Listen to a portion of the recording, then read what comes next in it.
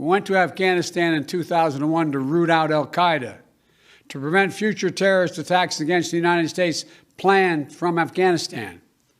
Our objective was clear. The cause was just. Our NATO allies and partners rallied beside us. And I supported that military action along with overwhelming majority of the members of Congress. More than 7 years later, in 2008, weeks before we swore the oath of office, President Obama and I were about to swear, President Obama asked me to travel to Afghanistan and report back on the state of the war in Afghanistan. I flew to Afghanistan, to the Kunar Valley, a rugged mountainous region on the border with Pakistan. What I saw on that trip reinforced my conviction that only the Afghans have the right and responsibility to lead their country, and that more and endless American military force could not create or sustain a durable Afghan government. I believed that our presence in Afghanistan should be focused on the reason we went in the first place, to ensure Afghanistan would not be used as a base from which to attack our homeland again. We did that. We accomplished that objective. I said, among with others, we'd follow Osama bin Laden to the gates of hell if need be. That's exactly what we did, and we got him. It took us close to 10 years to put President Obama's commitment into form, and that's exactly what happened. Osama bin Laden was gone. That was 10 years ago. Think about that. We delivered justice to bin Laden a decade ago, and we've stayed in Afghanistan for a decade since. Since then, our reasons for remaining in Afghanistan have become increasingly unclear, even as the terrorist threat that we went to fight evolved. Over the past 20 years, the threat has become more dispersed, metastasizing around the globe. Al-Shabaab in Somalia, al-Qaeda in the Arabian Peninsula, al-Nusra in Syria, ISIS attempting to create a caliphate in Syria and Iraq and establishing affiliates in multiple countries in Africa and Asia. With the terror threat now in many places, keeping thousands of troops grounded and concentrated in just one country at a cost of billions each year makes little sense to me and to our leaders. We cannot continue the cycle of extending or expanding our military presence in Afghanistan, hoping to create ideal conditions for the withdrawal and expecting a different result. I'm now the 4th United States president to preside over American troop presence in Afghanistan. 2 Republicans, 2 Democrats. I will not pass this responsibility on to a 5th. After consulting closely with our allies and partners, with our military leaders and intelligence personnel, with our diplomats and our development experts, with the Congress and the Vice President, as well as with Mr. Ghani and many others around the world, I've concluded that it's time to end America's longest war. It's time for American troops to come home. When I came to office, I inherited a diplomatic agreement duly negotiated between the government of the United States and the Taliban that all U.S. forces would be out of Afghanistan by May 1, 2021, just 3 months after my inauguration. That's what we inherited, that commitment. It's perhaps not what I would have negotiated myself, but it was an agreement made by the United States government, and that means something. So in keeping with that agreement and with our national interest, the United States will begin our final withdrawal, begin it on May 1 of this year. We'll not conduct a hasty rush to the exit. We'll do it responsibly, deliberately, and safely. And we will do it in full coordination with our allies and partners, who now have more forces in Afghanistan than we do. And the Taliban should know that if they attack us as we draw down, we will defend ourselves and our partners with all the tools at our disposal. Our allies and partners have stood beside us, shoulder to shoulder in Afghanistan for almost 20 years. And we're deeply grateful for the contributions they have made to our shared mission and for the sacrifices they've borne. The plan has long been in together, out together. U.S. troops, as well as forces deployed by our NATO allies and operational partners, will be out of Afghanistan before we mark the 20th anniversary of that heinous attack on September 11th. But we'll not take our eye off the terrorist threat. We'll reorganize our counterterrorism capabilities and the substantial assets in the region to prevent reemergence of terrorists with a threat to our homeland from over the horizon. We'll hold the Taliban accountable for its commitment not to allow any terrorist to threaten the United States or its allies from Afghan soil. The Afghan government has made that commitment to us as well, and we'll focus our full attention on the threat we face today. In my direction, my team is refining our national strategy to monitor and disrupt significant terrorist threats, not only in Afghanistan, but anywhere they may arise, and they're in Africa, Europe, the Middle East, and elsewhere. I spoke yesterday with President Bush to inform him of my decision. While he and I have had many disagreements over policy throughout the years, we're absolutely united in our respect and support for the valor, courage, and integrity of the women and men of the United States Armed Forces who served. I'm immensely grateful for the bravery and backbone that they have shown through nearly 2 decades of combat deployments.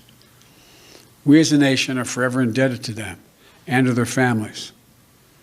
You all know that less than 1% of Americans serve in our armed forces. The remaining 99% of them, we owe them. We owe them. They've never backed down from a single mission that we've asked of them.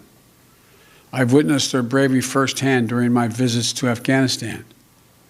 They've never wavered in their resolve. They've paid a tremendous price on our behalf. And they have the thanks of a grateful nation. While we'll not stay involved in Afghanistan militarily, our diplomatic and humanitarian work will continue. We'll continue to support the government of Afghanistan. We will keep providing assistance to the Afghan national defenses and security forces. And along with our partners, we have trained and equipped a standing force of over 300,000 Afghan personnel today and hundreds of thousands over the past 2 decades. And they'll continue to fight valiantly on behalf of the Afghans at great cost. They'll support peace talks, as we will support peace talks between the government of Afghanistan and the Taliban facilitated by the United Nations. And we'll continue to support the rights of Afghan women and girls by maintaining significant humanitarian and development assistance. And we'll ask other countries in the region to do more to support Afghanistan, especially Pakistan, as well as Russia, China, India, and Turkey. They all have a significant stake in the stable future for Afghanistan. And over the next few months, we'll also determine what a continued U.S. diplomatic presence in Afghanistan will look like, including how we'll ensure the security of our diplomats. Now, look, I know there are many who will loudly insist that diplomacy cannot succeed without a robust U.S. military presence to stand as leverage. We gave that argument a decade. It's never proved effective. Not when we had 98,000 troops in Afghanistan, and not when we were down to a few thousand. Our diplomacy does not hinge on having boots in harm's way, U.S. boots on the ground. We have to change that thinking. American troops shouldn't be used as a bargaining chip between warring parties and other countries. You know, that's nothing more than a recipe for keeping American troops in Afghanistan indefinitely. I also know there are many who will argue that we should stay fighting in Afghanistan because withdrawal would damage America's credibility and weaken America's influence in the world. I believe the exact opposite is true. We went to Afghanistan because of a horrific attack that happened 20 years ago. That cannot explain why we should remain there in 2021. Rather than return to war with the Taliban, we have to focus on the challenges that are in front of us. We have to track and disrupt terrorist networks and operations that spread far beyond Afghanistan since 9/11. We have to shore up American competitiveness to meet the stiff competition we're facing from an increasingly assertive China. We have to strengthen our alliances and work with like-minded partners to ensure that the rules of international norms that govern cyber threats and emerging technologies that will shape our future are grounded in our democratic values, not those of the autocrats. We have to defeat this pandemic and strengthen the global health system to prepare for the next one, because there will be another pandemic. You know, we'll be much more formidable to our adversaries and competitors over the long term if we fight the battles for the next 20 years, not the last 20.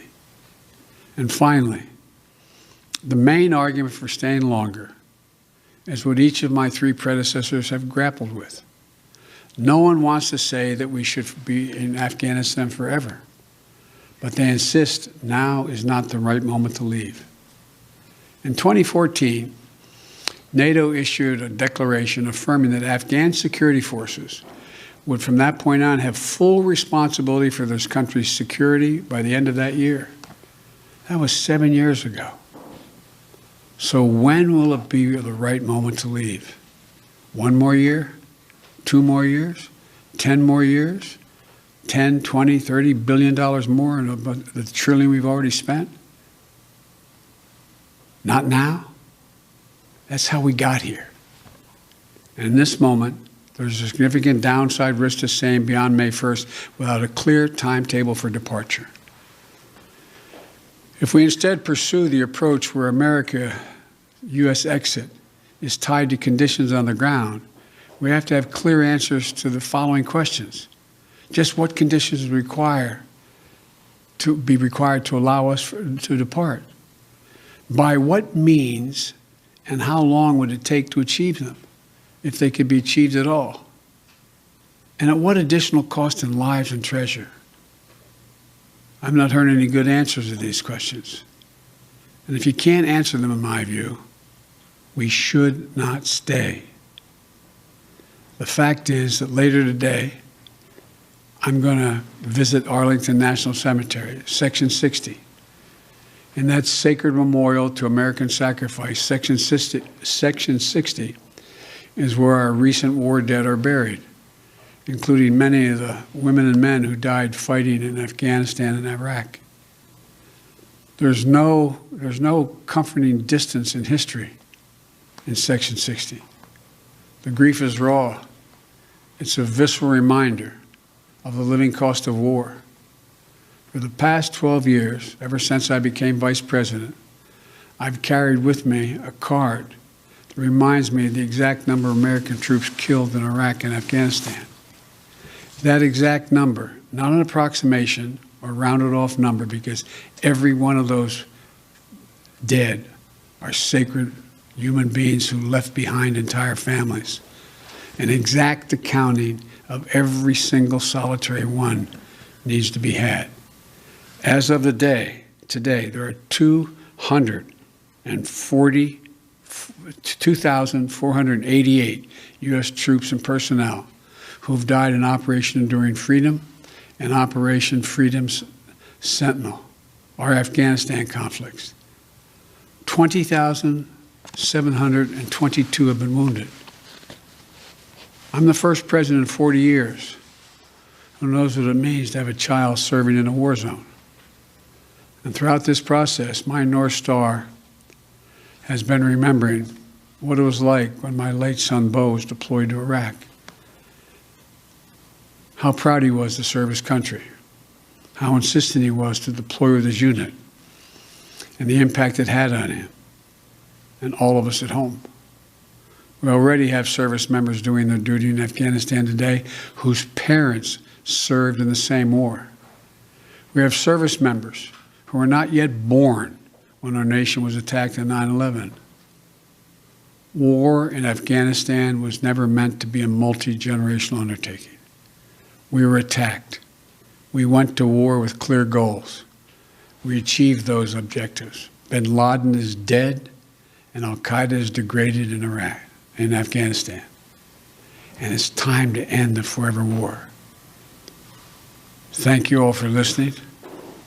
May God protect our troops. May God bless all those families who lost someone in this endeavor.